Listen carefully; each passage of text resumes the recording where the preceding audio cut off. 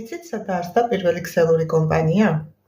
ქსელური კომპანია სათავეს, ქსელური კომპანიის ისტორია იწყება ამერიკის შეერთებული შტატებიდან 1920-იან წლებში და ამ კომპანიების მიზანი იყო, რომ კოლოსალური თანხები დაეზოგათ რეკლამაში, ტელევიზიის რეკლამა იქნებოდა თუ სარეკლამო სააგენტოების რეკლამა იქნებოდა ეს და მათი ბიზნესის განვითარებისთვის გამოეყენებინათ ადამიანური რესურსი.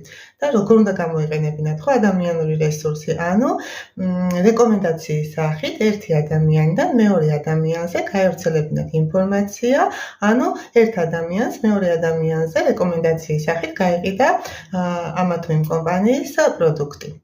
მოკლედ ეს ბიზნეს მოდელი იმ პერიოდში ძალიან ბევრმა კომპანიამ აითვისა და გადაერთვა ამ ბიზნეს მოდელზე, ერთი ბიზნეს მოდელი და ქსელური კომპანიის ბიზნეს მოდელზე გადაერთო და დღესაც მასშტაბურად ვითარდება ეს ბიზნესი და დღევანდელმა ტექნოლოგიურმა განვითარებამ ხელი შეუწყო ამ ბიზნესის მასშტაბურობას, ანუ ვთქვათ, თუ ადამიანი დასაქმებულია ერთ ქვეყანაში ქსელურ კომპანიაში, მას შეუძლია თავისი ბიზნესი განავითაროს მსოფლიოს 170, მსოფლიოს 180, მსოფლიოს 200 ქვეყანაში.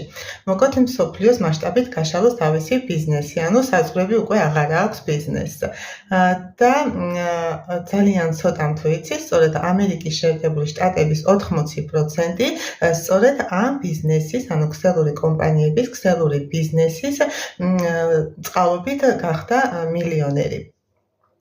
და ეხლა მაქვს თქვენთან შეკითხვა, თუ გაქვთ რომელიმე ქსელურ კომპანიასთან ურთიერთობა, რა სახის ურთიერთობა გაქვთ ამ ქსელურ კომპანიებთან, რა კრიტერიუმებით შეარჩიეთ ესა თუ ის ქსელური კომპანია და შემდეგ ვიდეოში მე შემოგთავაზებ, შემდეგ ვიდეო სწორედ მიეძღვნება ამ თემას, თუ რატომ შევაჯერე მე არჩევანი კომპანია Forever-ზე, მოგიყვებით აი ამას, თუ რატო შევჩერდი კომპანია Forever-ზე.